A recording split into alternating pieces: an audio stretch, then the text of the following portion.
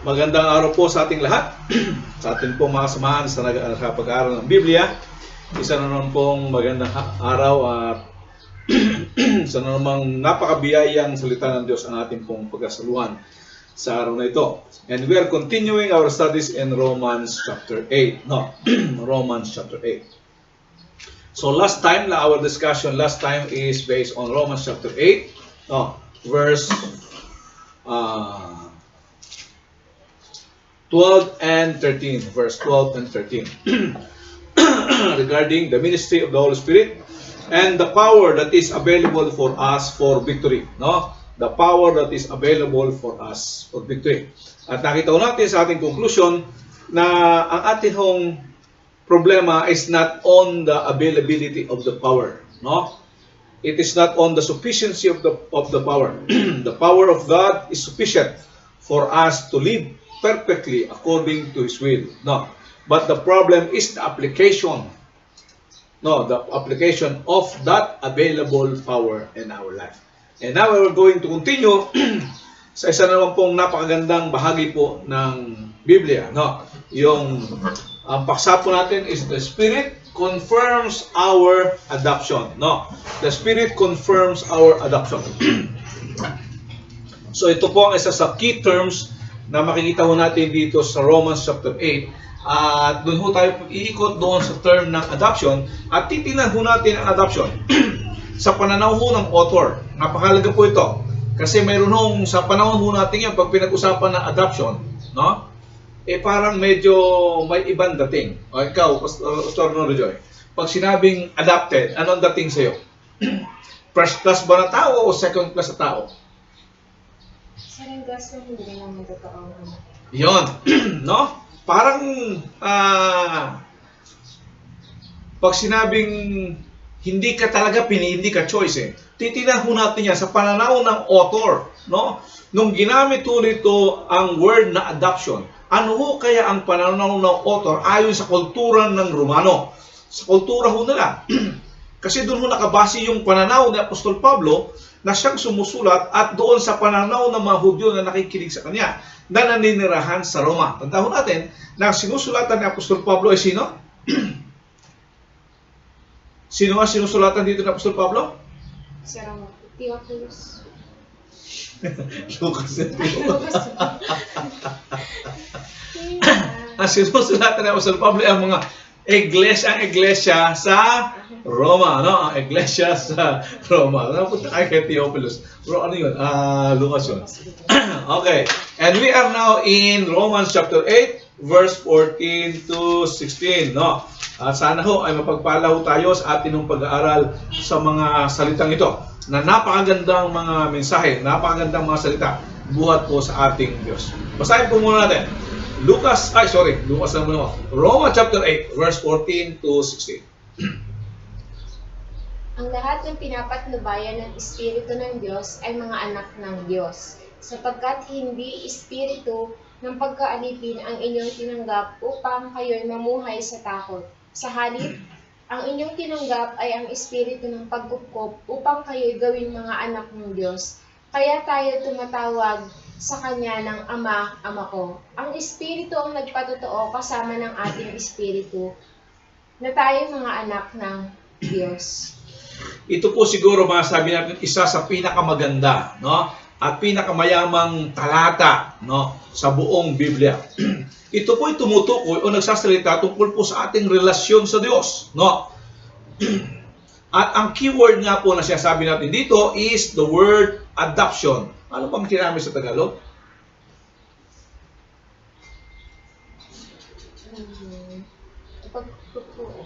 Pagkupkup, Pagkupkup, Sabi sa verse 14, we are sons of God.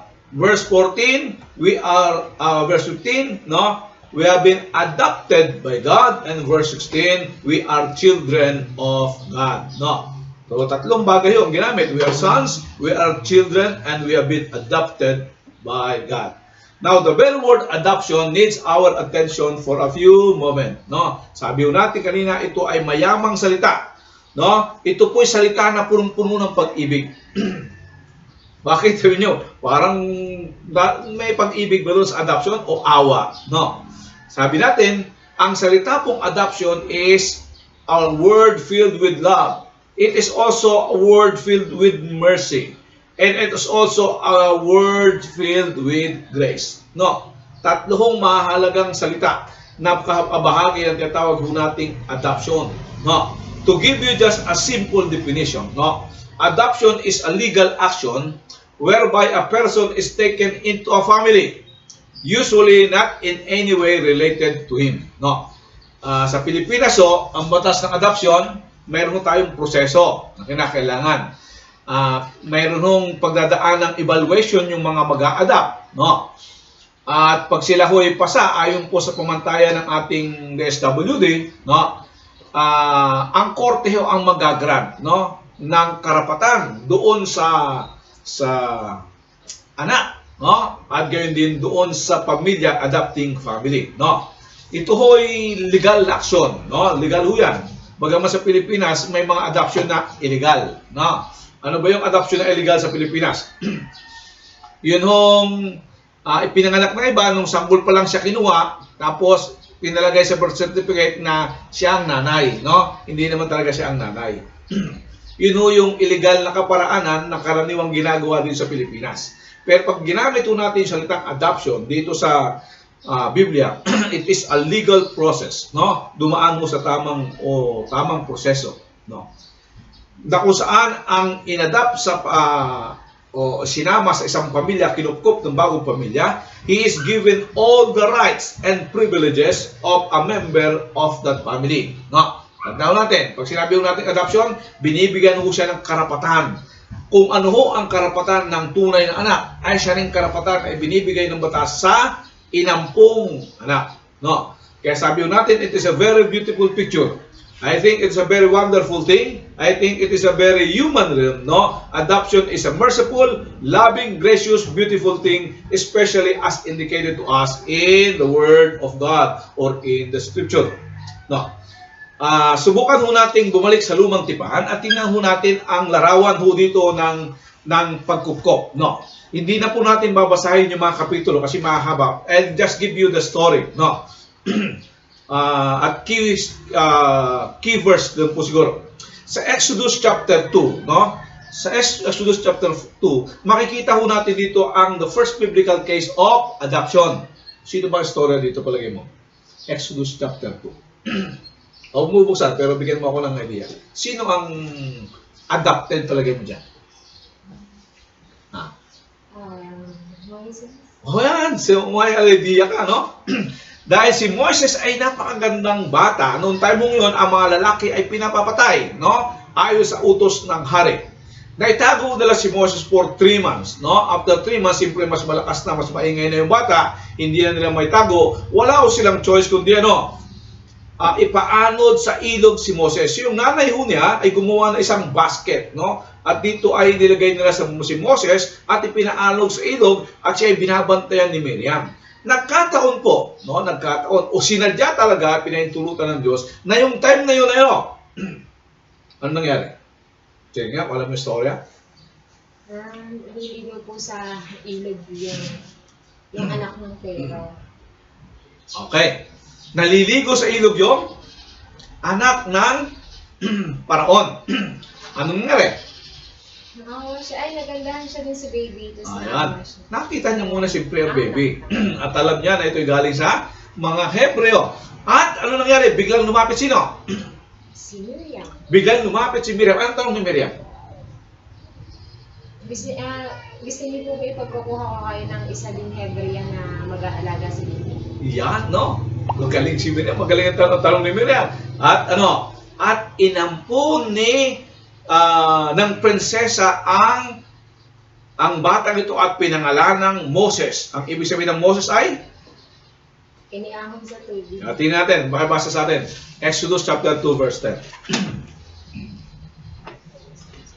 Exodus chapter 2 verse 10.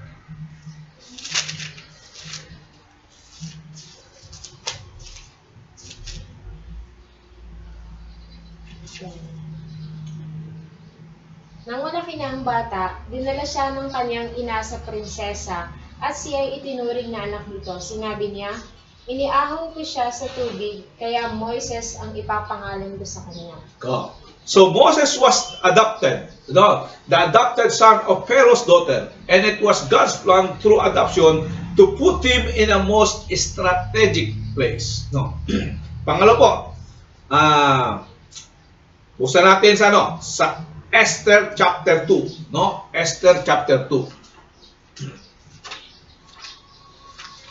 Titingnan natin, sino naman kayang adopted dito? Esther chapter 2. Parang sinong adopted dyan? Esther? Adopted ba si Esther? Ni Mordecai. Okay. Verse 5, pakibasa ang verse 5. Noon ay may isang Hudyo na nakatira sa Susa. Siya ay si Mordecai na mula sa lipi ni Benjamin. Siya ay anak ni Jair na apo ni Simei na anak naman ni Kis. Okay. So si Esther ay hindi talaga anak ni Mordecai. Kung hindi, ano? Ano niya si Mordecai? Ano niya si Esther? Ano ni Mordecai si Esther? Tiyuhin po ni Esther si Mordecai. So ano ni Mordecai si Esther? Pamangkin. Pamangkin, no? At dahil dito, dahil wala nang mga magulang, no? Kasama, isa sila doon sa mga kinuha from Jerusalem, no? From Jerusalem to Babylon, and now they are in Persia, no? They are now in Persia, no? So, dinala doon si Esther na later on na wala kayong contribution, no? Na laki ang contribution saan? Sa kasaysayan ng Israel. Na. At siya ho ang naging anong nangyari kay Esther? Naging queen. Naging queen ng anong kariyan? Tinatanong mo, sagot mo ako? Yan. Okay. Naging reyna, no? Isipin nyo, talagang magagaling ang Diyos, no? Isinet up dyan na siya ay nandoon sa lugar na yun at nandoon si Mordecai na mag-aalaga sa kanya, no? So, sabi natin, God has an adoption situation and a very strategic time and place in history. And first of all, Moses was adopted by Pharaoh's daughter in order that he might be placed strategically to be the deliverer of Israel. And here again, Esther is the most marvelously adopted into Mordecai's family, that she too might be a deliverer for Israel. And indeed, it was her strategic place in the life of that pagan nation that really saved the lives of the people of Israel who were captured there. So the two very strategic and very beautiful and wonderful stories of adoption. No? Meron po isang kwento ng adoption, no? Sa bagong sa lumang tipan pa rin, no? Malagay mo sino?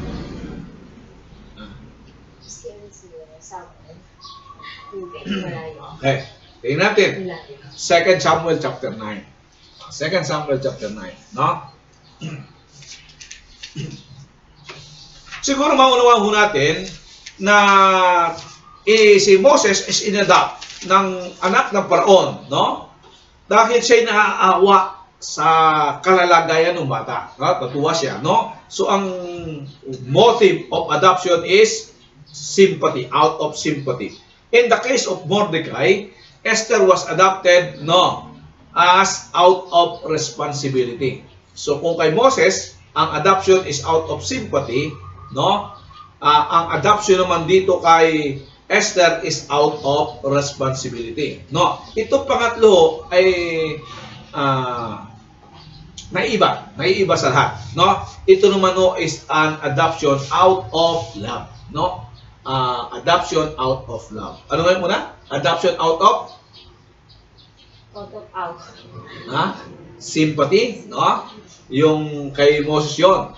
Yung kay Esther is adoption out of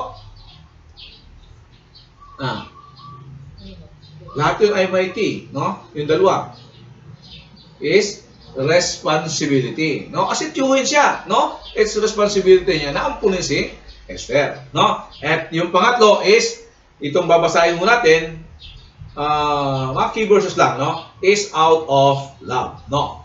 Ito po yung matatagpuan natin saan? Sa 2 Samuel chapter 9, no? Ito po ay kwento ni David, no? Yung kwento ni David. Sa chapter 9 verse 1, may tanong si David. Pakibasa. Minsan, nagtanong si David, mayroon pa bang nalalabi sa sambahayan ni Saul? Gusto kong ipadama sa kanya ang aking kagandahang loob alang-alang kay Jonathan. Bakit ito natin sinabing out of love? Tandaan natin na si Saul, sino ba si Saul? Ano ba ni David si Saul?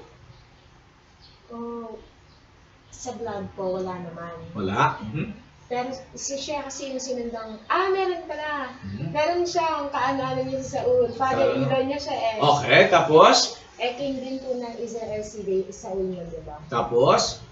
Kaaway ni David. Ah. Hindi naman kaaway eh. Kaaway ni Saul si David. Okay. Ayaw niya kasi eh. Okay. Yun. So, si David at Jonathan ay BFF. BFF sila. Yan, no? Pero si Saul, galit na galit kay David, no? At talaga namang gusto niyang ipapatay si David. Now, nung patay na si Saul at si David na ang nangahari, anong ginawa niya? Ipinahanap niya baka mayroong mga anak si Jonathan, no? O sa pamilya ni Saul, no? Sa pamilya ni Saul na may nabubuhay pa. Para daw anong gawin niya? To show kindness for the sake of Jonathan, no? To show kindness, no? Galing nung nasain ni David, Tingnan natin verse 2, sabi sa verse 2. Nang buhay pa si Saul, may alipin siyang Ziba ang pangalan. Kaya't ipinatawag ito ni David. Paglapit ni Ziba, tinanong siya ng hari, ikaw ba si Ziba? Ako nga po, mahal na hari, tugon niya. Verse 4.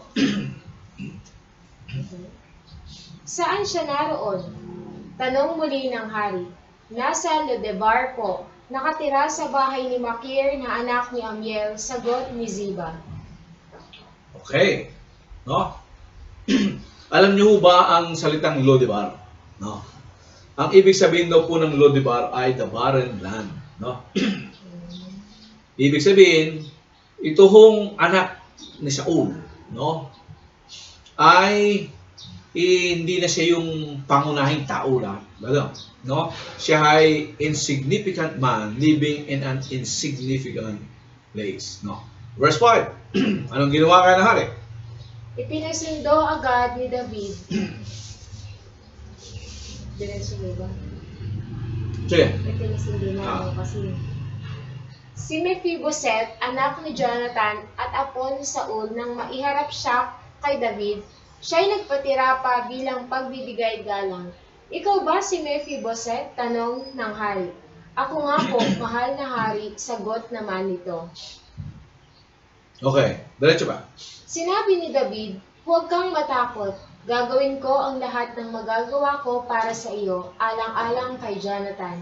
Ibabalik ko sa iyo ang lahat ng lupain ng iyong lolong si Saul, at laging nakahanda ang aking hapag para sa iyo. Nagpatira pang muli si Mephiboset at sinabi niya, sino po ako para pag-ukulan ng pansin? Ako'y walang silbi.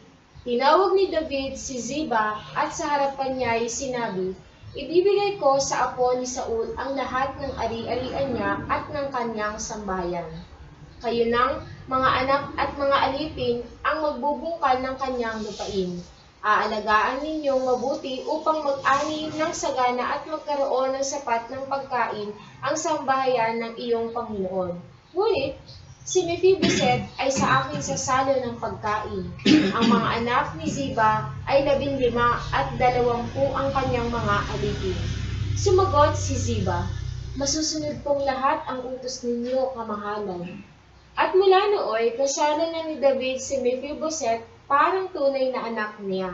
Si Mephiboset ay may bata pang anak na lalaki na ang pangalan Mika. Mula nga noon, ang buong sambahayan ni Ziba ay naglingkod kay Mephiboset. Kaya't si Mephiboset na tilay ang parehong paa ay nanirahan sa Jerusalem at kasalo ng hari sa pagkain. Anong sitwasyon ni Mephiboset? Siya po ay lumpo. Yan. Alam niyo po ba sa kanilang kultura, no? Hindi pwede makisalo sa halalo na sa hapag yung lumpo, no? Actually, tinatapon nila yung mga ganyan, yung mga lumpo na ganyan. Pero anong nangyari kay Mephibosheth? No? Kisa tinuring niyang anak at saka kasama po ng haring anak. Kasama sa pagkain. Yan, no? Itinuring ng anak. What a beautiful description of, ano? Love. Love. Adoption out of love, no? So, makita ho natin ang tatlong klaseng adoption, no? An adoption of grace, an adoption of mercy, and an adoption of love, no? An adoption of grace, an adoption of mercy, and adoption of love. No?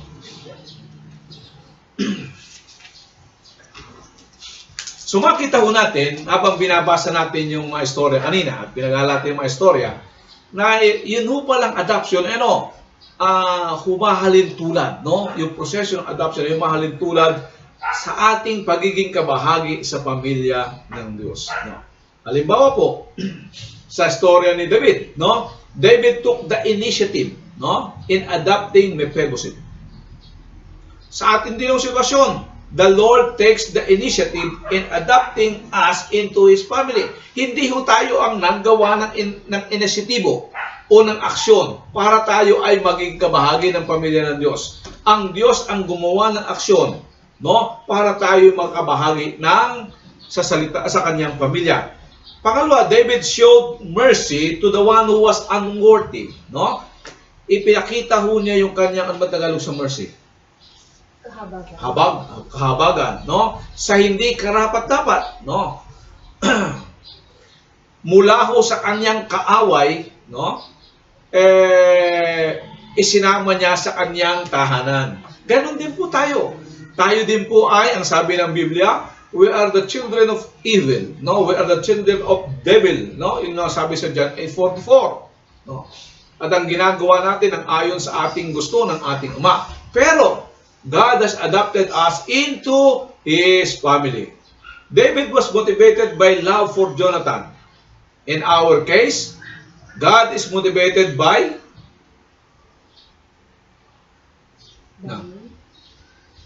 Kung si David was motivated by his love to Jonathan, sa atin naman pag-adapt ng Diyos, God is motivated by His love to what?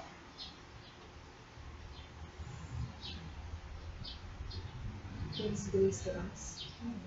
God is motivated by His love to Jesus Christ, no? So He redeemed us, no? And make us members of His family for the sake of our Lord Jesus Christ. And David desired to show kindness, no? At tayo din po ay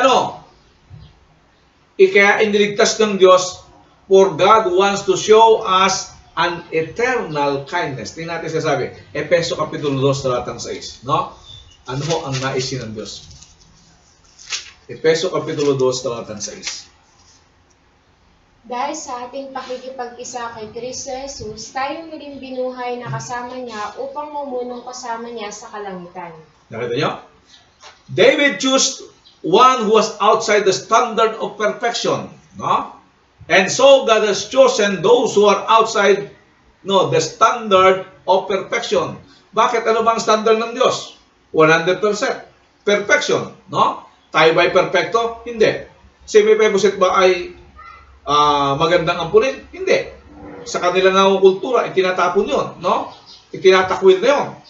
Pero, inadapt siya ni David at tayo din, hindi tayo kaibig-ibig, minahal tayo ng Diyos. Ang sabi ng Biblia, inibig tayo ng Diyos nung hindi pa tayo makasalanan. By way, Mephibosheth means a simple thing, no? Yun ibig sabihin ng Mephibosheth. Sa pangalan pa, medyo pangit na, no? Ang sabi, shameful thing, nakahihiyang bagay. At siya ay naninira saan? Lodebar, which means the barren land, no? Or literally a place of no pasture. He was a nobody from nowhere.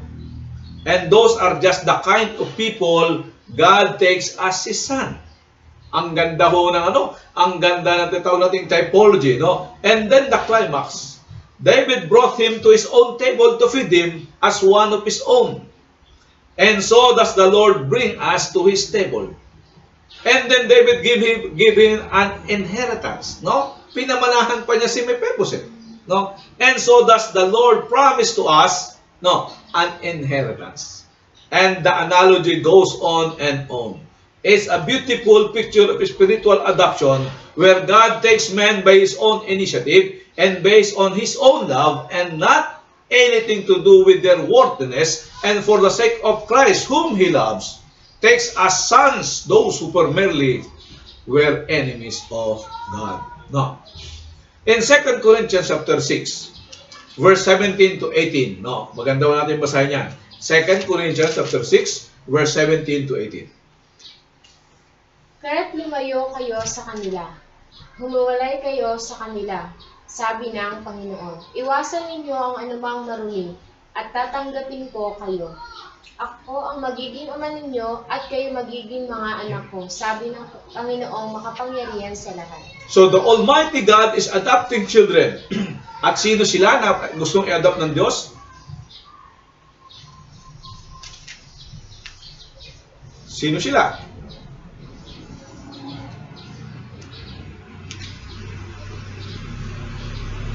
Sila na?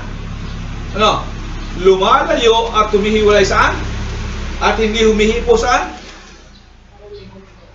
May pasole.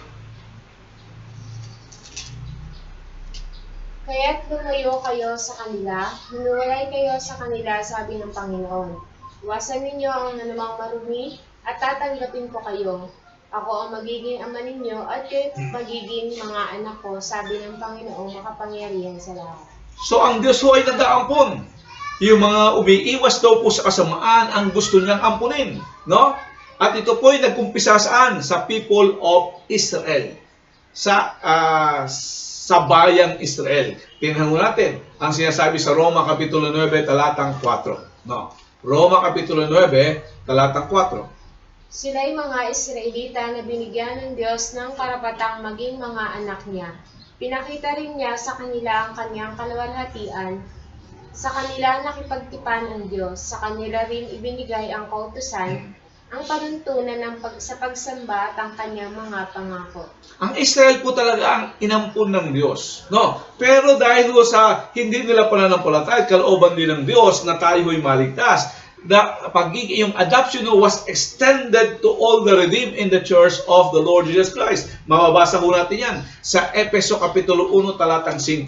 Isa ho sa kayamanang ibinigay sa atin ng Diyos, Iglesia ng Diyos, ay ang, natin, verse 5. Pinili niya tayo upang maging anak niya sa pamamagitan ni Jesucristo ayon sa kanyang layunin at kalooban. Yan, upang maging anak niya. Sa English, having predestined us unto the adoption of sons by Jesus Christ to Himself according to the good pleasure of His will. So makikita ho natin that adoption is a very marvelous truth, a very beautiful biblical reality. Now, let's go back to chapter 8, no? And understand this particular passage in reference to the general idea of adoption. We who are saved have the spirit of adoption. Sabi nila, we who are saved have received the spirit of adoption.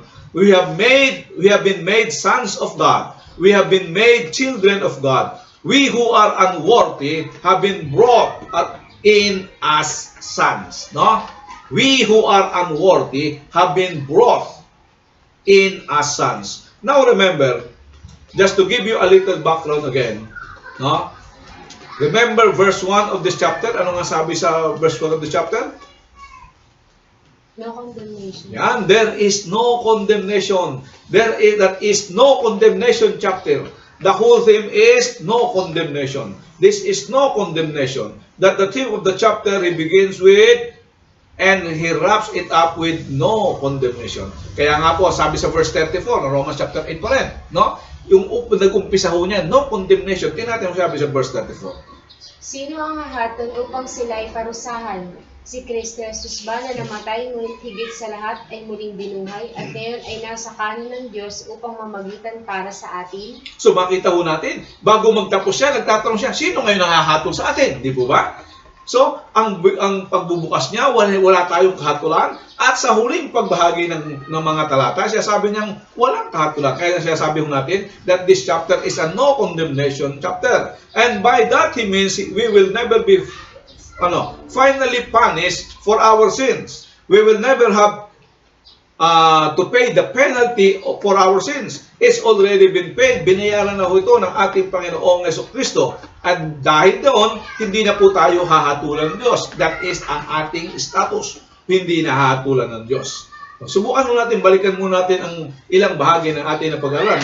Just for a review. Chapter 4 and 5 and 6 and 7, 2 as well as partially, is already talked about the fact that Christ provided a no condemnation. Now he tells us that the Holy Spirit secures that status. No? So chapter 8 really has to do with our security. And that's why the end of it is, who shall separate us from the love of God? Shall this or that or the other? We know that nothing shall separate us. So it's the chapter on the security of our no condemnation. Christ provided it, the Holy Spirit secures it. Ulitin ko po. With regards to our status of, ano nga status natin? Ano status natin? No condemnation. No condemnation. Sino ang nagbigay sa iyo ng no condemnation status? God. Ha? Jesus Christ. No? Si Jesus Christ ang nagbigay sa iyo ng no condemnation status. Sino naman ang nagtitiyak sa iyo ng no condemnation status? Holy Spirit. The Holy Spirit. Siya ang nagbibigay sa atin ng katiyakan. And how does He secure it? No? Paano niya tinitiyak tayo? No? So, 7 ways the Spirit secures our no condemnation status. Verse 1, verse 2 and 3, sabi doon, pinalaya tayo from sin and death. No? Number 2, verse 4, He enables us to fulfill the law. Number 3, He changes our nature. No? And number 4, yung discuss natin kanina, ano yun? He empowers us. He empowers us for victory. And now, no, we are going to number 5. No? Number 5. Number 5 is, He confirms our adoption. No? He confirms our adoption. Number 6, He guarantees our glory. And number 7, He intercedes for us. Pito yan. No? Pitong katiyakan, pagtitiyak na no condemnation ang ating status sa harapan ng ating Diyos. At tayo nasa ikalibang bahagi. He confirms our adoption. It is the work of the Spirit to secure and affirm and confirm our no condemnation status by giving us the assurance that we are children of God, that we are sons of God, and we enjoy the ministry of the Spirit in assuring us that we have been adopted by God in His family. No, napakagandang kaisipan. It is by the Holy Spirit that we have been made sons. No, the Spirit is the Spirit of adoption. It is the Holy Spirit who adopted us. No, He is the one who placed us into the family of God by the miracle of regeneration. No, by the miracle of adoption. He transferred us from the alien family. No, ang alien family, the alien na out of outer sphere, from an enemy family into the family of God, and then confirms that, no, in our hearts that we are son of God. No. Now, subukan ho natin, no, kasi naalala ko nung minsan nabanggit ko itong adoption, sabi ni iba, hindi mababang klase pala tayong anak. No, mababang klase pala tayo ng anak. Kasi tayo adopted lang, no? Kaya di ba mayroong pagtaga sa atin ng mga Pilipino, sabihin, ay ano ka lang, ampun ka lang, no? Ampun ka lang. Di ba parang napakababa ng idea, no? Hindi ka tunay na anak, you're an adopted son, no? So, tingnan mo natin ang idea sa kultura ng Roma, no? Sa kultura ng Roma na siya naman sinusulatan ni Apostol Pablo at sa pananaw ng mga Hudyo, no? Hindi po yan ang pananaw ng mga Hudyo sa salitang adoption. No. Actually po, sa mga Hudyo, pag sinabi hong adopted at sa Roma, sa kultura ng Roma, pag sinabing adopted, you are a first-class citizen. Ba? No. Alam mo ba yan? Na kapag ikaw inampon, ibig sabihin nun, first-class citizen ka. No. So siguro isipin niyo, paano mangyayari, Pastor, yun? Na ang in-adopt ay first class citizen? No. Tingnan ho natin. Sa kultura ho ng Roma, if a father po ay tiningnan niya po yung kanyang mga anak, no, yung kanyang physical na anak, pero hindi po sila karapat-dapat sa kanyang pangalan, na magmana ng kanyang pangalan, hindi sila karapat-dapat na magmana ng kanyang titulo, hindi sila karapat-dapat na magmana ng kanyang opisina, hindi sila karapat-dapat na magmana ng kanyang pag-aari, no? Ang gagawin po niya sa kanilang kultura sa Roma, no? Hahanap po siya ng bata na ayon sa kanyang pamantayan ay karapat-dapat na magmana ng kanyang pangalan. At aampunin ho niya sa kanyang pamilya upang gawing tagapagmana. No? So, ang magiging basihan is yung ang magiging pamantayan is the virtue of the father, the character of the father, the talent of the father. No? So, lahat po ng mga anak is mababypass nitong adopted son. So makikita ho natin, sa kanilang kultura, hindi ho second class citizen ang adopted son. An adopted son in the Roman system is a son who is chosen by the father for the purpose of inheriting the state and of bearing the name and title of the father. No. Ulitin ko po. Sa kanila pong kultura, ang inampong anak o ang adopted son, no, sa sistema ng Roma, ay ang pinili ng ama na maging anak. Para ano layunin?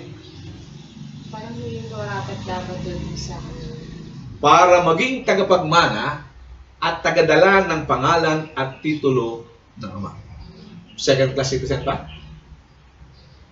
At ito po ang kaisipan ng author na Apostol Pablo nung isinulat niya na tayo ay adopted into the family of God. So when it says in the Bible that we have become the adopted sons of God, it is not to say that God, pinapinulot tayo ng Diyos sa lansangan dahil wala na tayong pupuntahan, walang nagmamalasakit sa atin. Hindi ho yun siya sabi. Ang sinasabi ho ni Apostol Pablo ganito, it is to say that God out of the world has chosen us to bear His name and His title and inherit His estate. No. Pinili tayo ng Diyos mula sa mundo. Tandaan natin, the word is, pinili tayo ng Diyos mula sa mundo para maging tagapagdala ng kanyang pangalan, tagapagmana ng kanyang pangalan, ng kanyang titulo, at maging tagapagmana ng kanyang karya. And it is not just that it takes us because we happen to come along through natural process.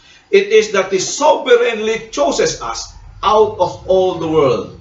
That's little different. No.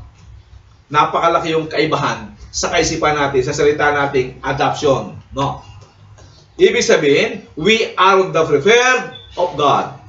Tayo ay mga pinili ng Diyos. We are the choice of God by His free and involuntary election. And in no sense in the world are we inferior to others. We have been chosen to bear His name. We have been chosen to inherit His kingdom. Kaya nga may mga anghel, no, para ingatan at ingatan ang mga tagapagmana ng kaharian ng Diyos. At sino mga tagapagmana ng kaharian? Kaya kung natin yung baptist. Alam niyo po ba maraming proseso sa Roman culture sa adoption? Alam niyo, nung pag-aaralan ko ito tungkol sa proseso nila, napakahaba pa lang, mas patindi pala sila kaysa doon sa proseso na sa Pilipinas, no? Meron sila tinatawag na patria potestas, no? Ano yung patria potestas? Para ano yung panalangin niyo, Sir Sal? Ano yung panalangin? Ultimo Diyos, no? Hindi ba patria, ano yan? May panalangin siya, medyo may patria. Patria potestas. Ano ibig sabihin yung patria potestas? No, ibig sabihin the rule of the Father, no? So, ang ibig sabihin po dito, the rule of the father, no? As long as you were the son of your father or the daughter of your father, the father has total control over you. Habang ikaw ay nabubuhay hanggang sa ikaw ay mamatay. Sa kultura ho natin na bago na ho yan, no? Pagdating mo ng age of maturity, pwede ka na magdesisyon sa sarili mo. Pero sa kanila ho, yung tinatawag ho nilang patria potestas, no? Kaya kung makikita natin, ang ama ang namimili ng mga pangasawa ng mga anak, no? Ang ama nagsasabi kung anong gusto nila, no? Ang ganun pa, di ba? Namimili anong kurso na anong kukunin, no? Because that is the right of the father in the Roman culture, no? Hawak ng ama ang buhay ng kanyang anak habang siya ay nabubuhay, no? Pwede niyang patayin ang kanyang anak kung gusto niya, no? Kaya niyang kontrolin ang lahat sa kanyang anak kung anuman ang gusto niya, no?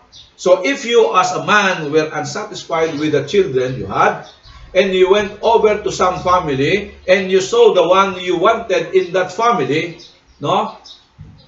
Dadaan ka sa mahabang proseso, no? Dadaan ka sa mahabang proseso ng pakikipagnegosasyon sa ama, no? Sa ama ng bata na gusto mong kunin, no? And they had what we call the elaborate system of mancapitio, no? Mancapitio. Ano ito? Parang yung sa bayaran mo 'yon. Mancapitio ay negosasyon, no? Kung paano mo tutubusin yung isang anak ng isang tatay, no? So may proseso ho 'yan, no? Mahaba ho 'yan, no, na sistema because of because of the patria potestas. Ang i-negotiate mo yung ama, hindi yung anak, no? Yung ama ang i-negotiate mo because the father has the total control over the son, over his children. And they went after the what we call mancapitio, no? Pupunta ko siya sa tinatawag nilang vindicatio, no? Then ang vindicatio po ay isang korte, no? So korte na siya pupunta, no? Para ho mangyari ho yung gawing tagapagmana, no? Gawing tagapagmana yung anak na napili niya mula sa ibang pamilya, no? At para mangyari po 'yon, maging legal ang lahat, kinakailangan po ng alam mo sa batas natin, ilan ang kinakailangang witness na magpapatunay sa isang kasunduan? Ha? At least 2. No? At least 2. Dalawa lang, no? Sa batas natin, dalawa lang ay pwede ng witness, no? Pero sa kanilang batas, it must be 7, no? Bakit? Kasi pagka nagkagulo, no, namatay yung tatay, sabihin nila, hindi ka naman anak eh, no? Hindi ka inampon. Merong tatay yung 7. Mahirap patayin yung 7, no? Sa kanila kasi pagka namatay yung mga testigo, wala na, no? Kaya napakalaga sa kanila, 7 ang kinakailangan testigo, no? So sa Roman adoption system, no, 4 na bagay ho ang pangyayari o resulta ng tinatawag ho nating adoption. Pag ang bata po ay na-adopt na, ano po ang nangyayari? Una, the adopted person lost all the relationship to the old family. No? Napuputol na ang relasyon niya sa lumang pamilya. Everything was gone and he gained all rights to the new family. That is the first consequence of adoption. Napuputol nga ang kaugnayan sa lumang pamilya at sabi natin kanina, he gained all rights to the new family. Gayun din po sa atin. Nung tayo po inadopt ng Diyos sa kanyang pamilya, kaya kung natin pinag-aaralan ang Roman culture, dahil ito po ang background ng sinasabi ng Apostol Pablo. Nung tayo po inadopt ng Diyos sa kanyang pamilya, naputol na ang kaugnayan natin sa ating old family. And we gained all the rights into the new family. Pangalawa, di ba napakagandang larawan ng salvation ng ating kaligtasan? Pangalawa, it followed that we become heir to all the father, no? To all the father's estate, no? He become heir Ano siya? Tagapagmana. Nino? Ng ama. Ng bagong ama. No? Kung ano ang pag-aari ng bagong ama, siya ngayon ay tagapagmana. Kahit na ang ibang anak ay anak out of by blood, no? Hindi ho nito maaapektuhan yung ibinigay na katungkulan sa kanya bilang tagapagmana. Kahit na yung mga kapatid niya, anak sa, yung quote and quote kapatid niya, ay anak sa dugo, no? Kadalasan po, ang piniling tagapagmana ay mas higit, may higit na karapatan sa mana. Bagamat tagapagmana din ang mga anak sa laman, pero karaniwan yung piniling tagapagmana ay mayroong higit. O karaniwan, mayroong tinatawag na double portion, no? It is now depending on the prerogatives of the father, no? Pangatlo,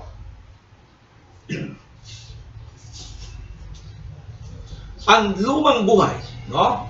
The former life of the adopted person was completely wiped out.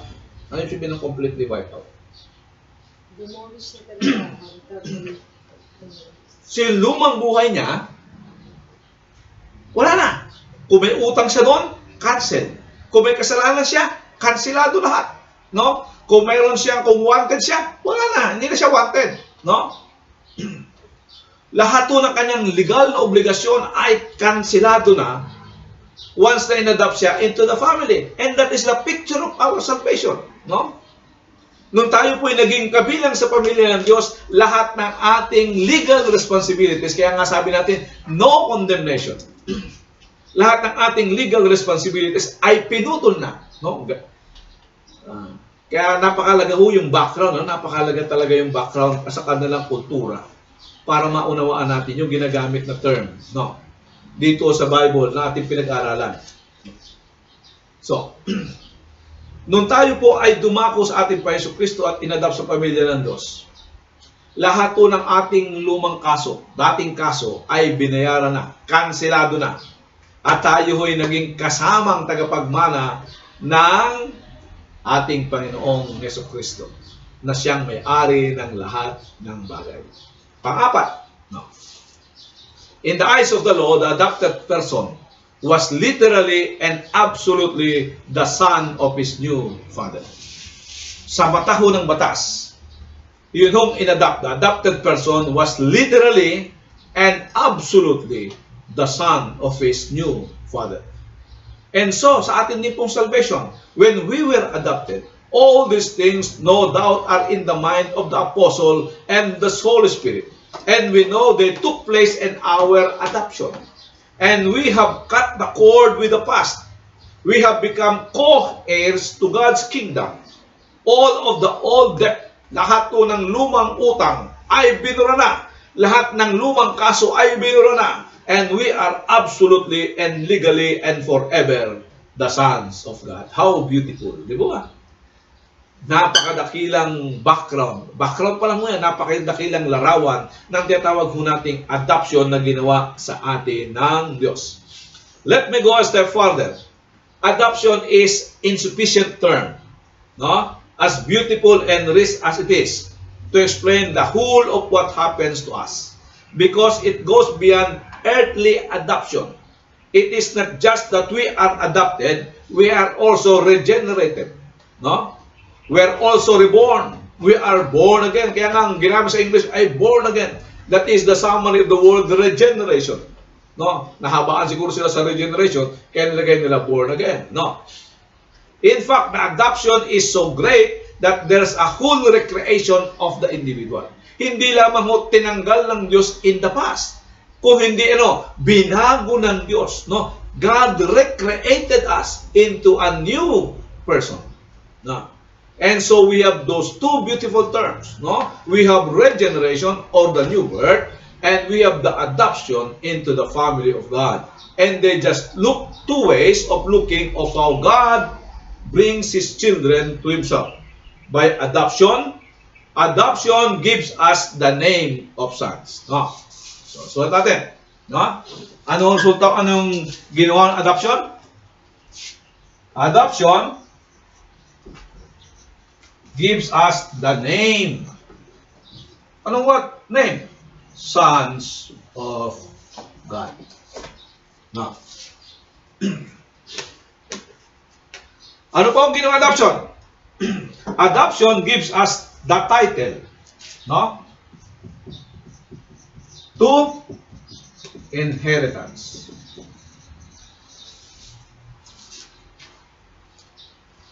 Ano naman ang regeneration? Ang regeneration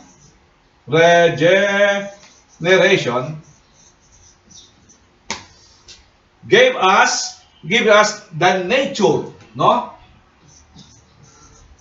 Nature of sons of God.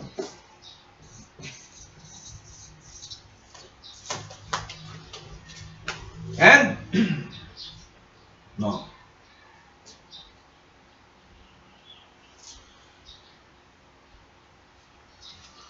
It gives us the fitness.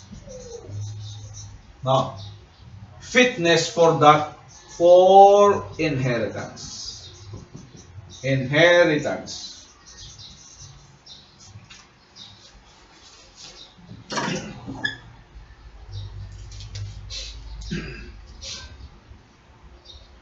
So, we're under no condemnation. Why?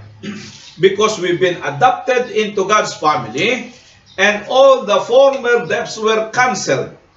And we belong now to God. And that's why at the end of this whole chapter, as I mentioned, if there's nobody to condemn us, if we belong to God, and there's no higher court than God, if God has made us His children, if God has established our right to be in His presence, if God has said we are His and we possess His kingdom, then that's the highest court there is, and we're not under condemnation as His children.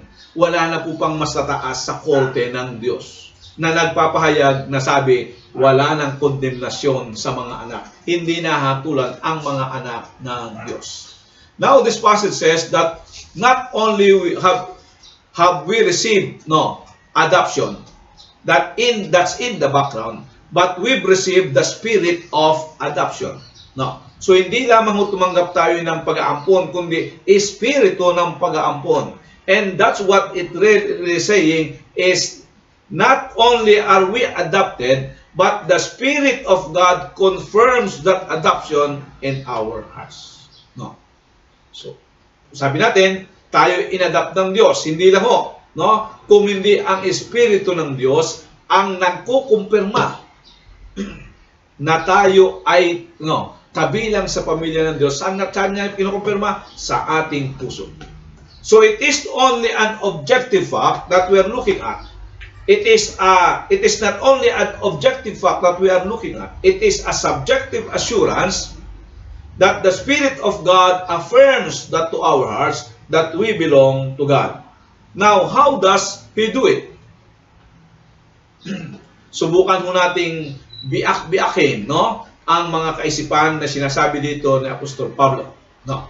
Sila ay magkakadugtong, Hindi sila magkakahiwalay talaga, They overlap with each other, So, para lang natin makita yung flow, Yung flow ng tinatawag natin the confirmation of God of our adoption. Tatlong bagay There are three senses in which God's Spirit or the Spirit of God affirms our adoption, Tatlong bagay. First is, dito ko lang susulat, Ito yata mahirap pagka medyo mahaba yung blackboard. Number 1, we are led by the Spirit. Led by the Spirit. Second, we are freed. We are freed by the Spirit. And third,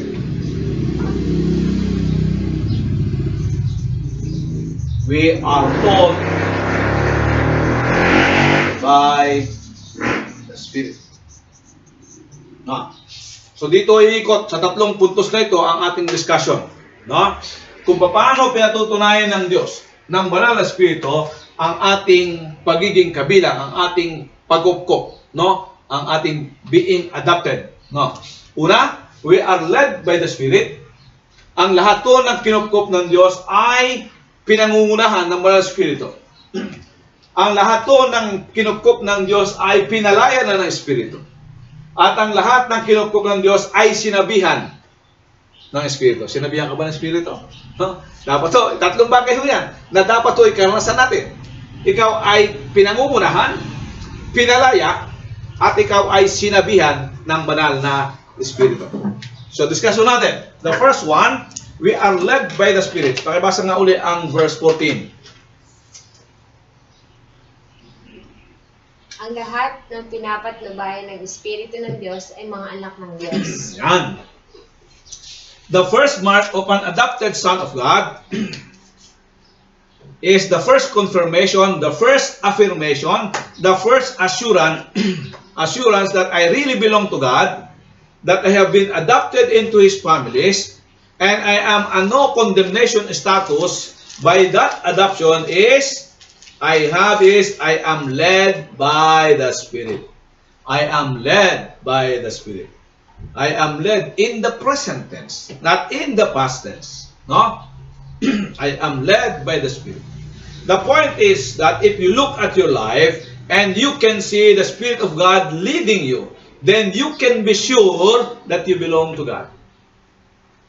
Kasi in the present tense, no? That's an affirmation that you're a child of God, that you've been adopted into His family. For He gives His Spirit only to His children. So sa madaling salita, kung nasa iyo po ang banal na Espiritu, pangungunahan ka ng banal na Espiritu because that is the purpose of the Holy Spirit, to be our guide. No? So kung nasa iyo ang banal na Espiritu, pangungunahan ka, gigiyahan ka ng banal na Espiritu. So makikita mo sa iyong buhay mo ang pamamatnubay ng iyong banal na Espiritu, at ito po ang katibayan, ang affirmation that we are really an adopted child of God. No. For He gives His Spirit only to His sons. No. We've just been through that in our prior passage. No. Sabi natin, we are in the Spirit because we possess the Spirit of God in verse 9. No. And since we possess the Spirit confirms our adoption. The Spirit confirms our sonship. The Spirit confirms it by leading us. And so when someone comes to me, no? At kaya may magtanong sa inyo, sasabihin niya, ay ako'y nag-aalala kung ako ba'y Kristiyano ba talaga ako o hindi, no? Ano ang pwede nating itanong? Pwede itanong, no? Sa buhay mo ba ay napansin mo man lang ba na ikaw ba'y pinapatnubayan ng banal na Espiritu? Pag nakita mo sa buhay mo na ikaw pinapatnubayan ng Espiritu, then, no? Maliwanag ang sabi ng Biblia. Ang mga anak ng Diyos, ano daw? Pinapatnubayan ng banal na Espiritu. Kasi natin, as many as are led, no, by the Spirit of God, no, they are the sons of God. And if you have the sense of the ongoing leading of the Spirit of God in your life, even though you don't always respond the way you should be, no?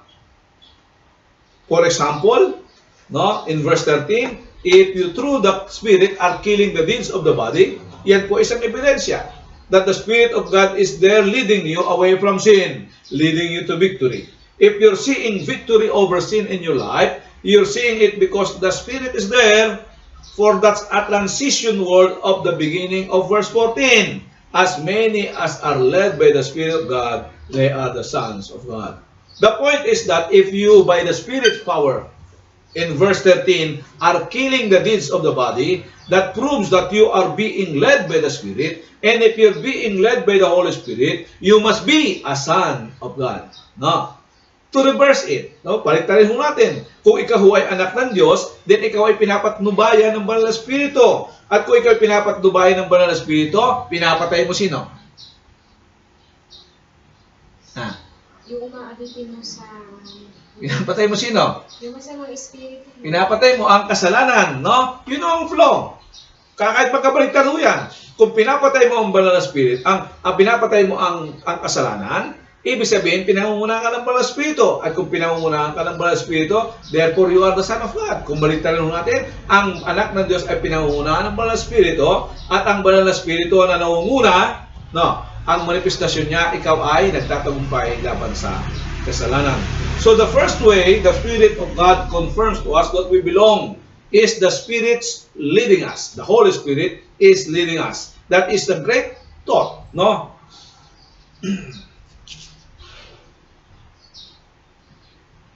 Now the question that immediately comes into our mind and probably into your minds is, how does the Spirit do this? No. What am I looking for? How do I know that I am being led by the Spirit of God? I mean, how can you be sure that you are being led by the Spirit of God? Palagay mo.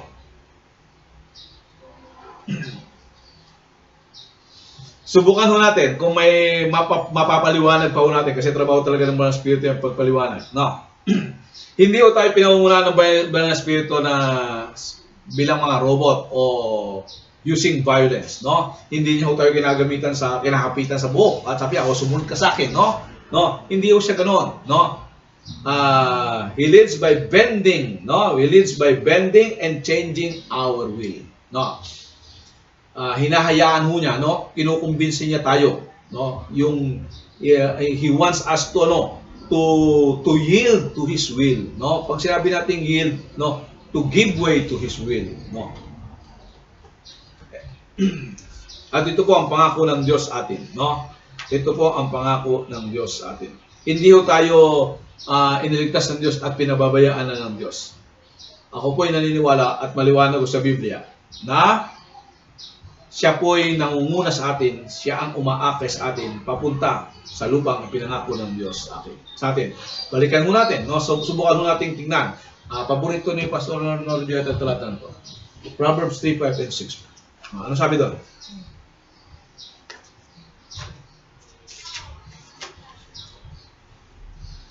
Kaya huwag ka magtiwala buong puso at lubusan.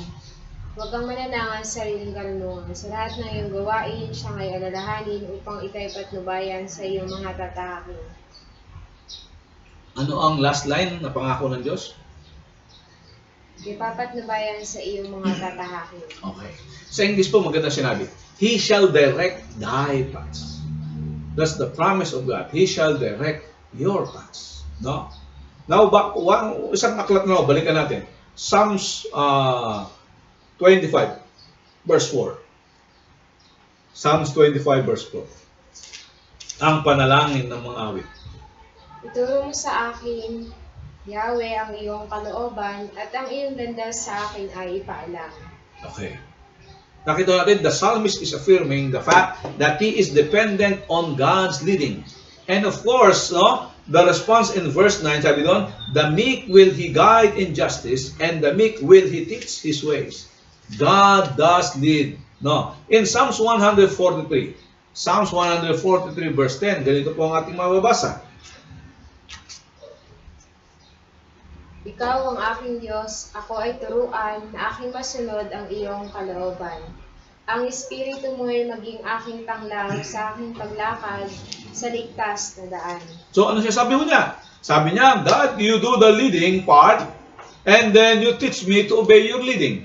No? So the affirmation of those verses is that God is leading us, that God desires to lead us. You remember the statement of Isaiah in chapter 20, verse 21? Isaiah chapter 30, verse 21.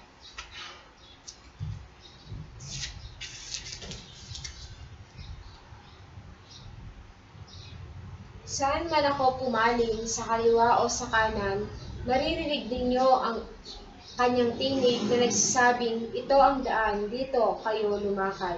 In other words, the prophet says you'll be going through life and all of a sudden you'll hear a voice behind you and the voice will say, this is the way, walk ye in it. Have you ever heard that voice? It is not an audible voice. It is the voice of conscience, of conviction. It is the voice of the Spirit of God, prompting your heart in the right direction. And Isaiah chapter 48, Isaiah chapter 48 verse 16 and 17, ganito po ang ating mababasa, no?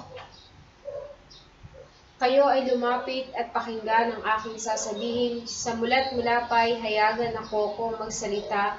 Nang sabihin ko'y aking ginagawa sa kapangyarihan ng Espiritu ng Panginoon.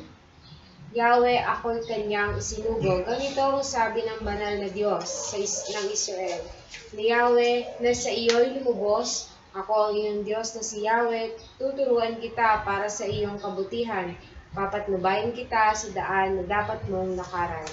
So, lahat ng mga talatang yan ay ilan lang ho sa mga talatang ginamit natin upang ipakita ho na tayo po ay dependent on the leading of God. As children of God, we are dependent on the leading of God. And now we ask the question, how does God lead us? No? Paano naman ho ba tayo pinangungunahan ng Diyos? Sabi sa verse 14, He leads us by His Spirit. So ginagamit ng Diyos ang banal na Espiritu to lead us. Alright, then we ask the question, how does the Spirit of God lead us? No? How does the Spirit of God lead us? Meron dalawang bagay ho. Actually, there are many ways, pero gawin na ho natin dalawang bagay kung paano ho tayo pinangungunahan ng banal na Espiritu. No? So, dalawang bagay ho, keywords ang ating pag-usapan sa point number 1. So, how God lead us? Sabi natin, led by the Spirit. So, dalawang keywords ang ating pag-usapan sa leading ng banal na Espiritu. So, it is the ministry of the Holy Spirit. The first one is I, and the second one is S. Talagay mo ba sa mga ano yung I na ministry ng Holy Spirit?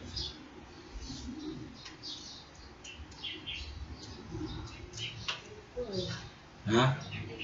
That is illumination, and the second one is sanctification. That is the ministry of the Holy Spirit. The Holy Spirit is leading us to it. No? Way number 1 is illumination, and the second one is sanctification. No. Pero yung sanctification, not in the technical term na ginagamit natin. Okay. Way number 1 is illumination. These are very important. What do I mean by word illumination? I believe the Spirit directs our path by giving us understanding of God's Word. No? That is illumination.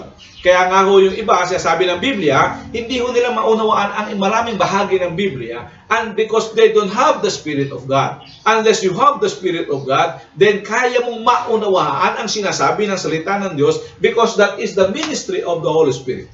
The ministry of the Holy Spirit, noong una, noong sinulat ang Biblia, is, anong ministry ng Holy Spirit noong sinulat ang Biblia? Is, sa mga manunulat. Sa mga manunulat is the revelation, the revelation of the Word of God, at sa mga sumusulat, sa sinulat is the inspiration of the Word of God. No? Sa atin ho ngayon na nagbabasa at nag-aral ng salita ng Diyos, the ministry of the Holy Spirit is illumination for us to understand the Word of God. No. Kaya ho, wala hong mystical na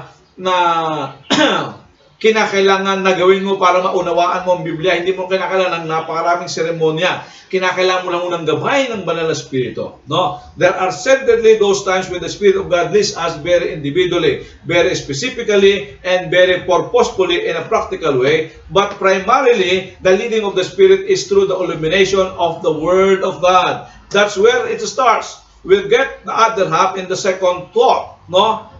So illumination is the Spirit leads through the Word of God. And as the Word of God is read, as the Word of God is studied, and as the Word of God is being meditated, and as the Word of God is being preached, I believe the Spirit of God open our minds and open our hearts that we might understand. Yan ho ang trabaho ng banal na Espiritu. Genesis po is an interesting passage sa chapter 41 verse 38. No, ito yung sinabi ni Paraon kay Jose. Matapos po niya ipaliwanag ang panaginip ng hari. At dito natin gagamitin yung salitang, kukunin yung salitang illumination. 41:38. Sinabi nila, bakit pa tayo hahanap ng Iba samantalang nasa kanya ang Espiritu ng Diyos. Diretso. Kaya sinabi ng Faraon kay Jose, ang Diyos ang nagpakita sa iyo ng lahat ng ito, kaya't wala nang hihigit pa sa iyo sa karunungan at pangunawa. So, bakit nasabi kaya ng Paraon na nasuma sa kanya ang Espiritu ng Diyos?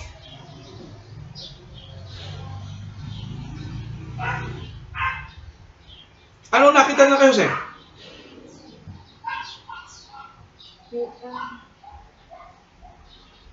Ano nakita na kayo, Jose? Ng Paraon kayo, Jose? Karunungan at pangunawa. Nakita niya yung karunungan at pangunawa. Kaya sabi nga, nasa kanya ang Espiritu ng Diyos. So the Spirit of God confirms to us the wisdom of God. Now for our day and our time. That is found in the Word of God. In Ephesians, chapter 1, verse 15. In Ephesians chapter 1, verse 15. Ganito po ang ating mababasa. Kaya nga, mula nang mabalitaan ko ang tungkol sa inyong pananalig sa Panginoong Hesus at ang inyong pag-ibig sa lahat ng kanyang mga banal, Diretso. walang tigil ang pasasalamat ko sa Diyos para sa inyo.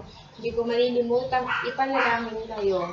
Dinadalangin ko sa Diyos ng ating Panginoong Hesukristo, ang maluwalhating Ama na pagkalooban niya kayo ng Espiritu ng karunungan, pagpapahayag tungkol sa Diyos upang lubos ninyo siyang makilala. Okay. Ano pinapadalangin niya? Magkaroon ng karunungan. Karunungan upang tuloy-tuloy mo. Espiritu ng karunungan at pagpapahayag tungkol sa Diyos upang lubos niyo siya lang makilala. Okay. Diretso ba? Sipa. Tulata. Naway liwanagan ng Diyos ang inyong mga puso upang malaman ninyong ang pag-asa na para doon ay tinawag niya kayo kung gaano kasagana ang pagpapalang inilaan niya para sa kanyang mga banal. Okay. So ang banal na Espiritu ang nagbubukas sa ating kaisipan for understanding, who enlightens our mind, who help us to understand the very word of God. In the 3rd chapter of Ephesians, he prays that he would be strengthened, that we would be strengthened with might by the Spirit. Why? To know the love of Christ which passes understanding. In other words, we will know God's truth. We will understand who God is by the teaching ministry of the Holy Spirit. In Colossians chapter 1, you have the same kind of thing in verse 8. It ends with the mention of the Holy Spirit. And then Paul launches into a prayer that you would be filled with the knowledge of His will in all wisdom and understanding. And I believe that comes from the ministry of the Holy Spirit. No, it comes when the Holy Spirit illuminates the Word of God as He opened the Word of God to our understanding. That's why in Colossians chapter 3 verse 16 says that we are to let the Word of Christ do what? Dwells in us richly, as the Word of God dwells in us richly. As we take it in, the Spirit of God illuminates that Word. It becomes a living Word to us. No? Pag ito ho'y inilluminate na ng Banal Espiritu, nagiging buhay at makapangyarihan, nakikita natin ang buhay at makapangyarihan, talaga naman ang totoo buhay at makapangyarihan salita ng Diyos. Look for a moment in 1 Corinthians chapter 2. 1 Corinthians chapter 2 verse 14. No? 1 Corinthians chapter 2 verse 14, which is the most definitive passage in all of the Bible, with regards to matter of illumination. Sapagkat ang taong hindi nagtataglay ng Espiritu ay hindi kayang tumanggap ng mga kaloob mula sa Espiritu ng Diyos. Para sa kanila, kahangalan ang mga iyon at di nila maunawaan sapagkat ang mga bagay na espiritual ay maunawaan lamang sa paraang espiritual. Yan. Yung mga tao sa mundo, ano man sila katalino, no? Hindi sa kanila available ang karunungan ng galing sa Diyos. No? Dahil ang karunungan ng Diyos ay ang karunungan ng mundo, na kanilang ginagamit is foolishness lamang sa Diyos. No?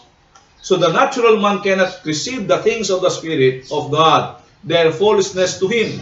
They can't know them. They are spiritually discerned. No? Sila ay binulag. In other words, the natural man cannot understand the Scripture. He cannot understand the revelation of God. It has to be spiritually defined for him, spiritually explained to him. But he that is spiritual, that is he that is under the teaching ministry of the Spirit, mentioned in verse 13.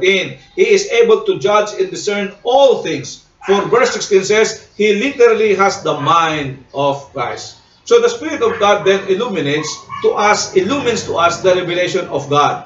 The revelation by way is mentioned in verse 13. The words which the Holy Spirit teaches. No. The Holy Spirit gives us the Bible, and now the Holy Spirit illuminates to our mind that Scripture. Siya na sumulat ng Biblia, siya din ho ang nagpapaliwanag nito sa atin. Kaya hindi mo masabi kung ikaw ay tunay mananampalataya na hindi mo kayang maunawaan ang Biblia. Because if you have the Spirit of God will guide you into all the truths. No? Yan ang pangako ng Banal na Espiritu. Bibigay niya sa atin ng Banal na Espiritu para siyang maging giya sa atin upang maunawaan natin ang lahat ng katotohanan.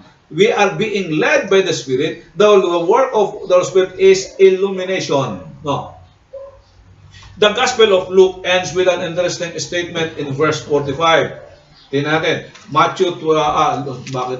Lucas 24:45. Binuksan niya ang kanilang pag-iisip upang maunawaan nila ang mga kasulatan. Yan, no.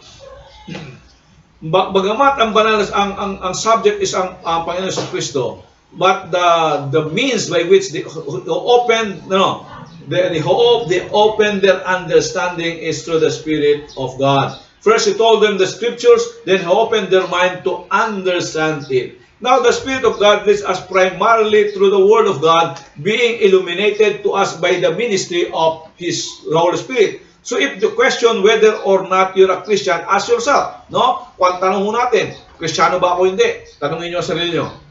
Anong tanong? Pinangungunahan ba ako ng Banal na Espiritu? No? Para mas maliwanag. When you are reading the Word of God, the Bible, nauunawaan mo ba ang binabasa mo? No? Is the Holy Spirit opening its truth to your heart? Are you coming to the true conclusions of the Word of God? Do you see the reality of the Word of God? Is the Spirit of God making it clear? Does it touches your heart with conviction? Does it give you joy when you see the joyous part of the Scripture? That is ito ba'y nagbibigay ng kalungkutan sa iyo pag pinapakita ng Banal na Espiritu ang kasalanan mo, pinakikita ng Banal na Espiritu ang kasalanan? Is the Word of God a living book to you? If it is, kung ito po ay totoo, nakikita natin the Spirit of God is illuminating it in your heart. And there are all kinds of people across the face of the earth.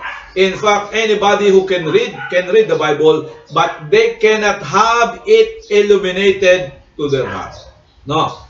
Yan lang ho ay pwedeng gumawa niyan ay ang Banal na Espiritu. At ang ginagawa lang ho niyan ay ang mga anak ng Diyos. Number 2. No? Number 2 is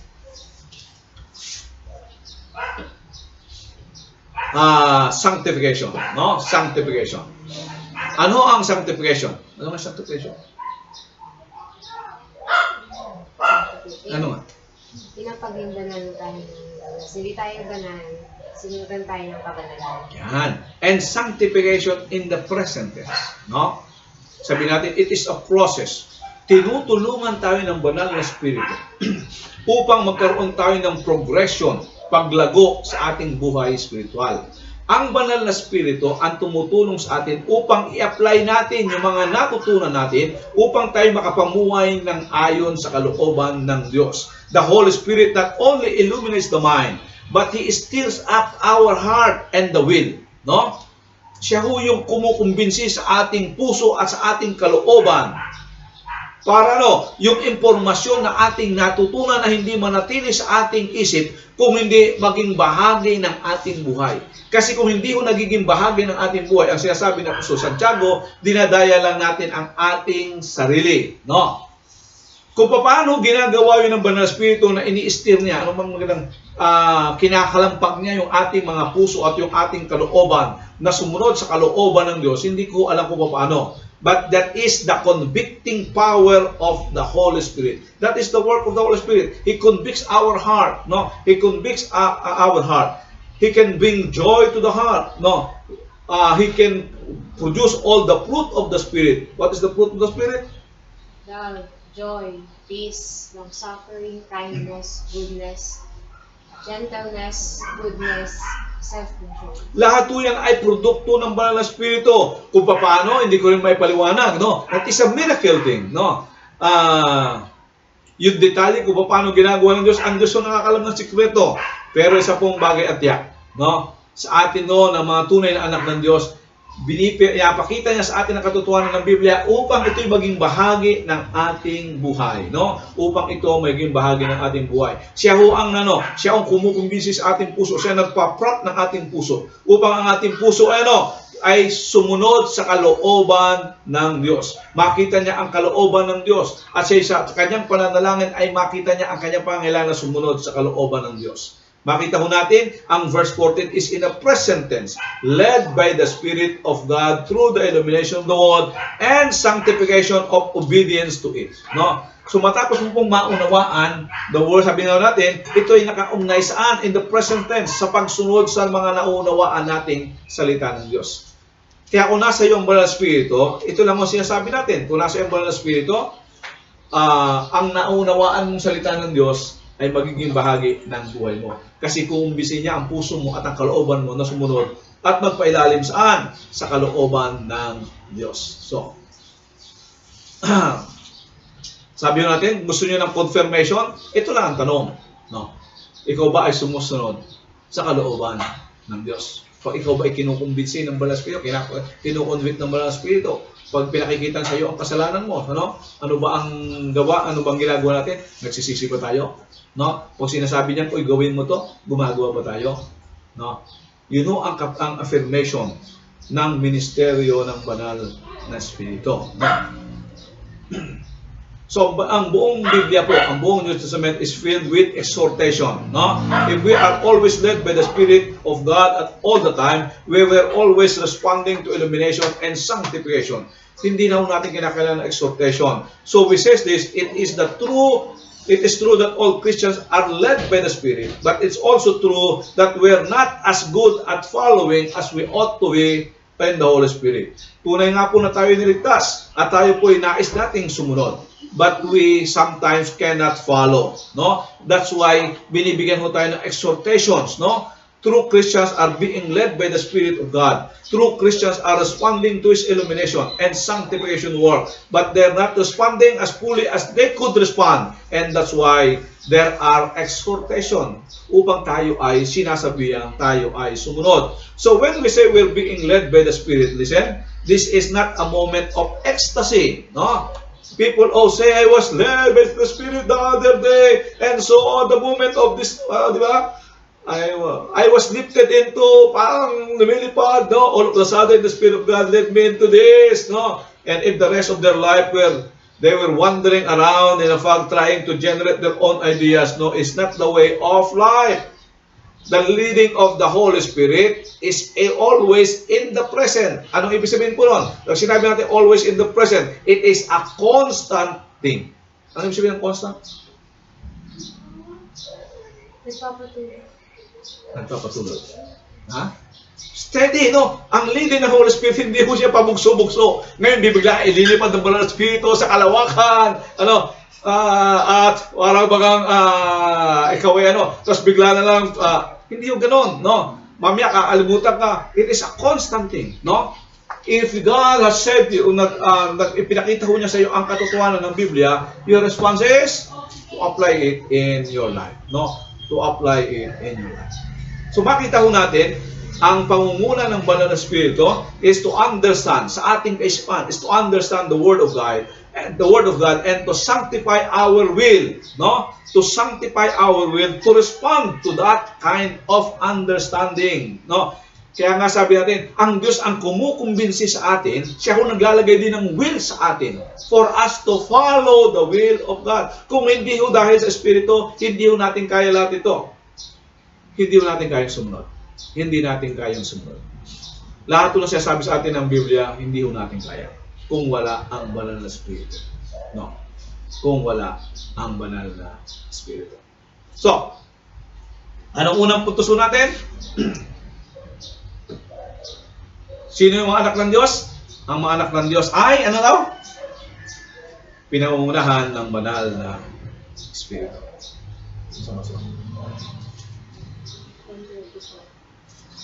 So that is our first point. Ipagpapatuloy ho natin ang pagtalakay ho natin sa ebidensya na tayo ho ay pinangunahan ng Espiritu ng Diyos. Once again po, kung meron ho kayong katanungan o meron kayong suggestion or gustong sabihin, no? Just give us a note, no? Pwede nyo kaming makausap sa Facebook, no? Sa YouTube, pwede rin po. At meron din po tayong mga numbers. So once again po, MBA of Forest Evangelical Theological Seminary, magandang araw po at pagpalain tayo ng ating Panginoon.